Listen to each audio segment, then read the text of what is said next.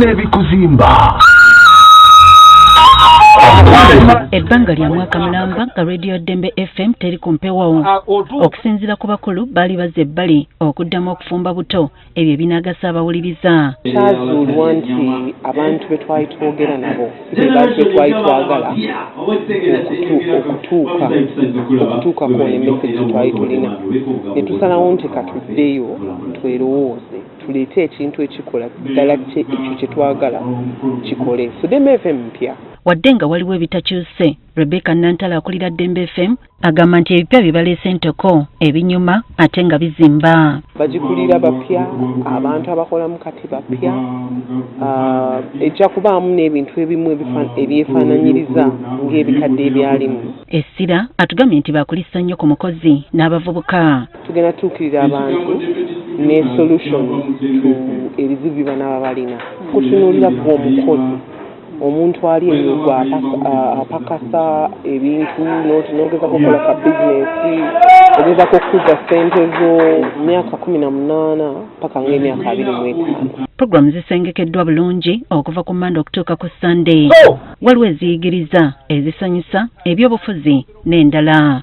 Okuva saa 12 paka saa 4 tukuze okusana program bagiyita ziwenge era gwabeera akeeru okuzinoonya tuba twagala tukuwe skills osobola okukola kyokuziweeza obulungi sawanyezo kumaca paka saa 9 ez'olweggulo.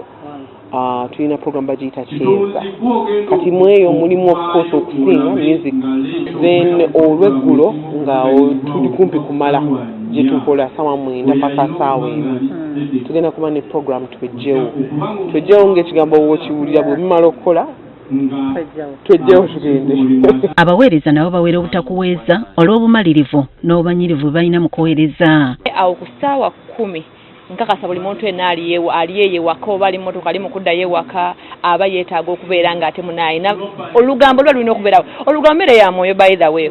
Mulimu engeri abavubuka gye basobola okwekulaakulanya mu nsonga z'ensimbi, twogera ku current affairs, ebintu ebya affectinga abavubuka n'eggwanga nga Uganda. Naye of course tukiyitira mu vibe kubanga tuli bavubuka. Nzize okubeera ekitundu ku Dembe eweereza omuntu ali ku ssimu, ali ku mikutu emigwanira wala, ali ku radio ewaka, ali mu mmotoka, ali e Bulaaya n'ali awantu wonna wonna.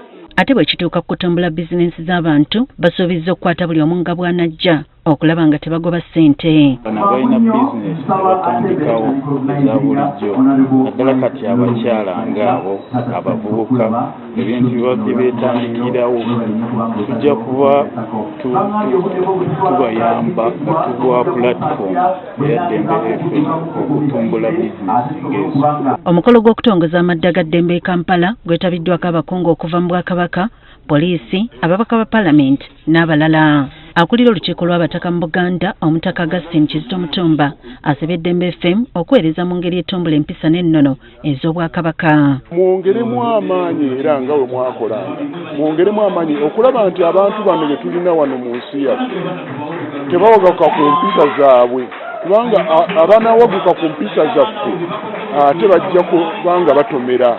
Yamyuka omwogezi wa poliisi mu Kampala n'emirwano Luke Oesgire agambye nti nga poliisi balina essuubi ddene okukolera wamu ne Dembe FM okutuusa obubaka ku bannayuganda. Bannamawulire oba radios, TV bonna ba partners baffe mu mirimu gye tukola era ba stakeholder bwe tuba tulina program ez'enjawulo ezigenda mu maaso ze twagala okuteekesa mu nkola tuziyisa mu bamawulire. Kyenda kawumuzannya Dembe FM omuziki n'ebikuzimba. Susan Nanyanzi agafeeyo ku Spark TV. Kipya gaggadde ekuumireko miziki na bituzimba.